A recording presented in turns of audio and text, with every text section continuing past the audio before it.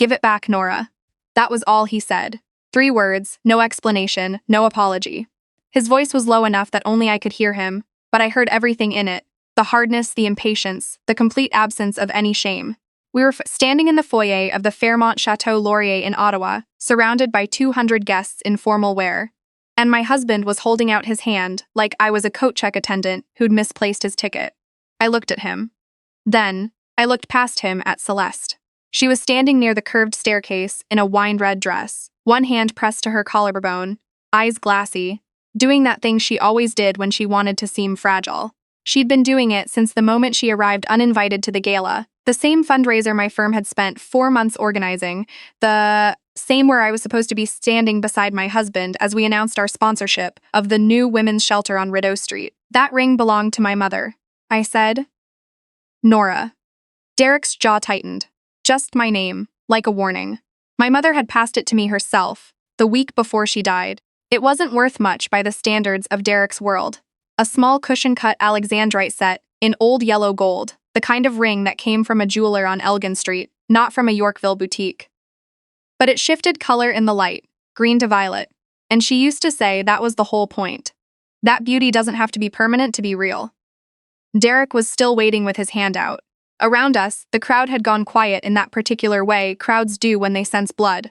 I felt the eyes, the Fairmont staff near the entrance, the woman from the Arts Council, who'd sat across from me at the planning meeting 3 weeks ago, the photographer from the Ottawa Citizen, who'd already been circling all evening. "Why?" I asked. One word. Because Celeste thinks it might be similar to the one her grandmother left her. She wants to look at it. I stared at him. He actually believed this. Or he'd convinced himself to believe it, which was worse. I looked down at my right hand, where I'd moved my mother's ring the day I took my engagement ring off 6 months ago. I hadn't told Derek why. I just moved it. "No," I said. Derek's eyes went cold. "Nora, do not make a scene. I'm standing still," I said. "You're the one making a scene." He reached over and took my hand, not gently. His grip was the kind that said this conversation is over, and when I tried to pull back, he yanked the ring off my finger, with enough force that the band dragged across my knuckle. A sharp, precise pain. I felt the skin tear. The room went very quiet. Derek didn't even look at my hand. He turned and walked toward Celeste, holding out the ring. She took it with both hands, turning it like she was examining something she'd found at a flea market. Then she smiled at him.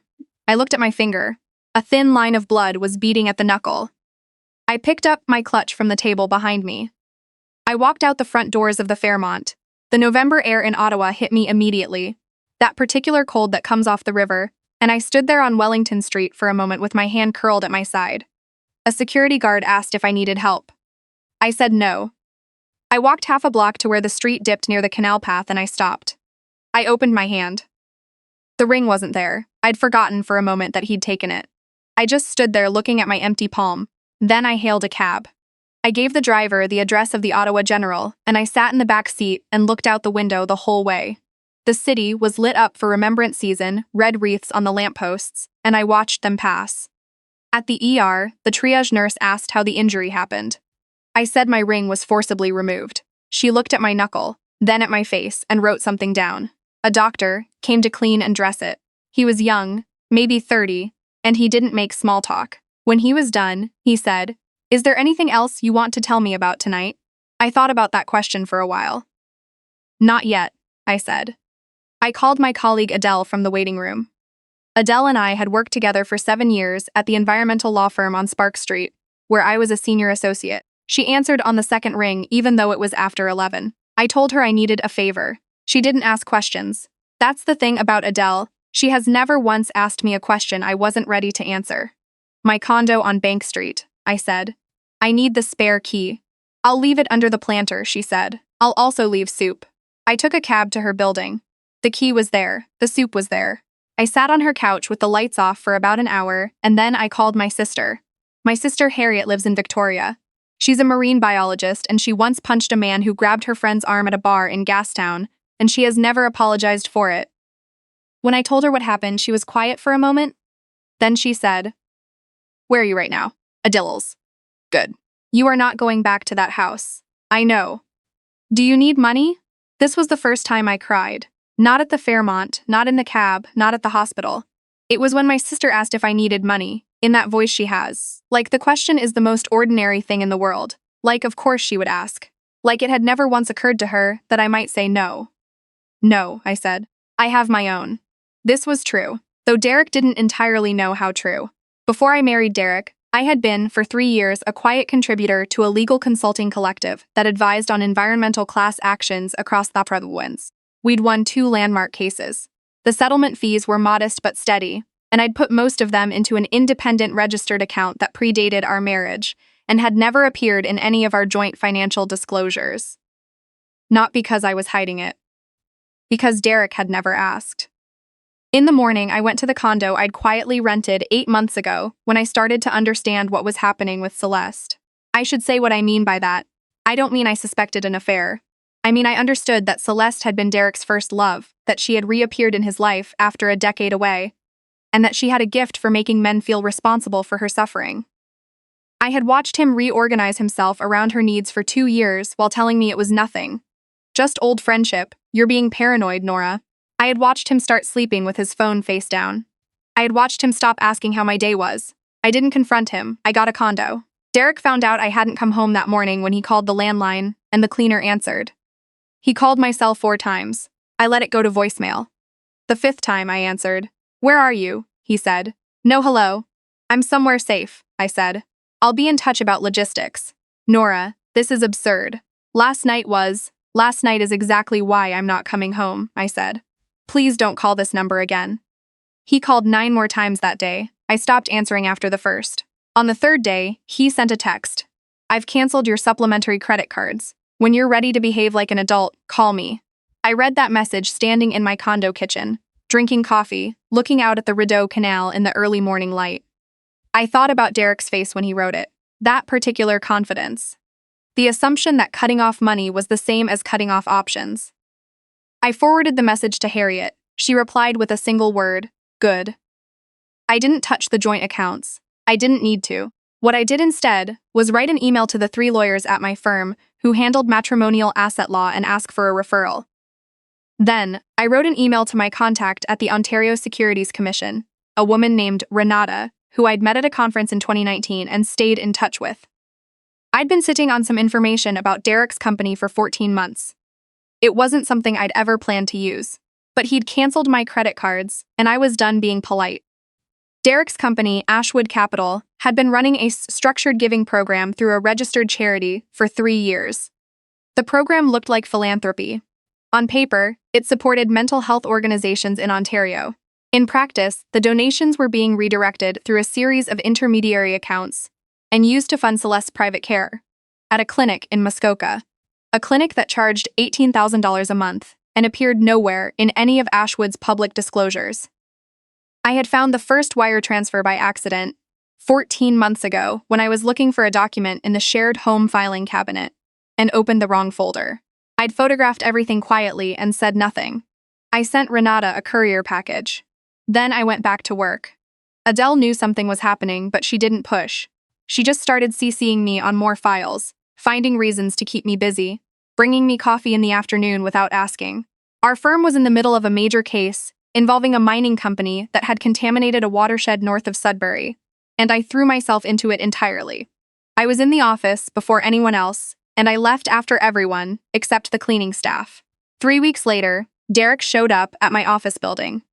I was coming out of the elevator when I saw him in the lobby. He was wearing the gray suit I'd always said looked good on him. He had a small box from a jewelry store on Bloor Street in his hand. I kept walking. Nora, please. He stepped in front of me. Please just listen. The receptionist at the front desk was watching. 2 junior associates were watching from the glass conference room on the ground floor. I made a small gesture with my hand. It's fine, and turned to look at Derek. He looked tired. Genuinely tired, the kind that comes from not sleeping, and I registered this, without feeling anything in particular about it. I spoke to Celeste, he said. I told her we need space. She's going back to her family in Kingston. Okay, I said. I know what I did was wrong. I know last month was. He stopped. I've been trying to figure out how to say this. I had the ring reset. He held out the box. I know it's not the same. I know that. But I wanted you to have something. I looked at the box. I didn't take it. Derek, I said, I filed for separation 3 weeks ago. You should have received the paperwork by now. His face changed. My lawyer's name is Bridget Okafor. You can contact her directly. I'd prefer we do this through counsel. Nora, I need to get back upstairs, I said. I have a call at 2. I stepped around him and walked to the elevator. I pressed the button and waited. When the doors opened, I stepped in and turned around. Derek was still standing in the lobby, holding the jewelry box, looking like someone had taken the floor out from under him. The doors closed. I went back to my desks and opened my emails. There was one from Renata at the OSC. It was brief. Referral accepted. Investigation opened. Please don't speak publicly about this yet. I replied, understood. I'll wait. I waited. The investigation moved quietly for 3 months. During that time, Derek's lawyers contacted Bridget twice with settlement proposals. The first offered me the house in Westboro and a spousal support arrangement that assumed I had no independent income. The second was slightly better, but contained a clause requiring me to sign a non-disparagement agreement that covered, among other things, any financial conduct related to Ashwood Capital. Bridget called me after the second proposal. They know something's coming, she said. Yes, I said. What do you want to do?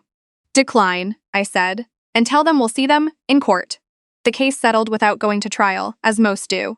But 3 weeks before the settlement hearing, the OSC issued a formal notice of investigation against Ashwood Capital. The story ran in the Globe and Mail on a Tuesday morning. By noon, Derek had called Bridget's office 4 times. By evening, 2 of Ashwood's major institutional investors had quietly withdrawn. I was in the Sudbury case deposition when Adele texted me, "You need to see the Globe." I read it on my phone in the hallway outside the meeting room, standing next to a water fountain, and I felt something loosen in my chest that had been tight for a long time. That evening, Derek called me directly, on the number he'd been told to stop using. I let it ring, then I listened to the voicemail. His voice was different, not angry. Something past angry, something quieter and more ragged. "I know what you did," he said. "You went to the regulators. You've been building this for months, haven't you?" A pause. I need to know if there's any version of this where we talk. Not lawyers, just us. Just one conversation. I saved the voicemail. I didn't call back. The settlement gave me the Westboro house, which I immediately listed for sale. I didn't want it. I wanted the equity, which I put into a trust for the Sudbury Watershed Restoration Fund that our firm had been advocating for. I kept my condo on Bank Street. I kept my practice.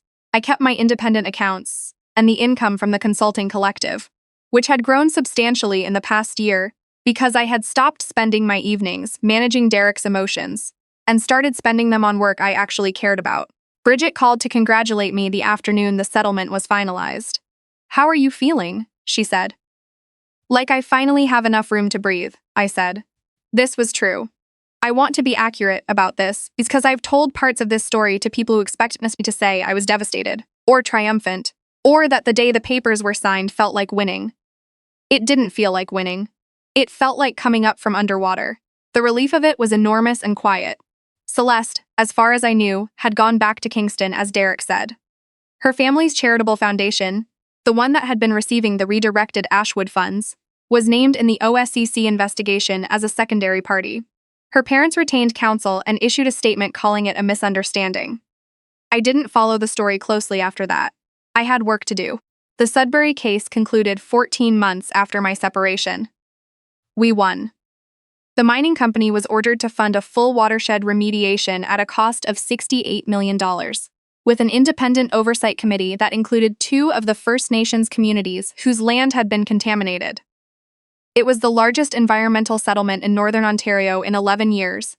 Adele and I went out for dinner at a restaurant on Preston Street to celebrate. We ordered wine and beef tartare and sat there until the kitchen closed, talking about nothing in particular. Her kids, a case she was working on, a documentary she'd watched about migratory birds. At the end of the night, she said, "You seem like yourself again." "I think I am," I said. The last time I saw Derek was at the Glebe Community Center in April, of all places. I was there for a fundraiser for the neighborhood literacy program. He was there with someone I didn't recognize, a woman with short hair and a careful smile. He saw me from across the room and I saw him see me. I nodded once. He nodded back. I turned to the woman I'd been speaking to, a retired teacher named Marguerite, who had strong opinions about reading levels in the Ontario curriculum. And I finished my conversation. On my walk home along the canal, I thought about my mother's ring. I thought about it more than I expected to in those first months. Not because I wanted it back. I didn't. Not from Derek, not from any version of that night, but because I missed it. The way it sat on my right hand. The way the stone changed color in different light. The following December, I was in Montreal for a conference on environmental law, and I found myself on a quiet street in the plateau in the late afternoon, just walking. There was a small antique jewelry shop with fogged-up windows, the kind of place you almost walk past. I went in. The woman behind the counter had silver hair and reading glasses on a chain around her neck, and she spoke to me first in French and then in English when I answered in English, and we talked for a while, about nothing. About the weather, about the neighborhood. In a small velvet tray near the window, there was a ring. Old gold. Slightly irregular in shape, the way hand-fabricated pieces are. A central stone that shifted in the light, bluish-green in shadow, faintly violet when I held it near the window. Labradorite, she said, when she saw me looking. Quebec stone, actually. From the North Shore. I bought it. I put it on my right hand in the shop and walked back out into the cold Montreal afternoon. And I turned my hand in the light once, just to watch the color shift. It wasn't my mother's ring. Nothing would be my mother's ring. But it was something I chose for myself, with no one's permission, on a gray December afternoon in a city I loved, and it was exactly right.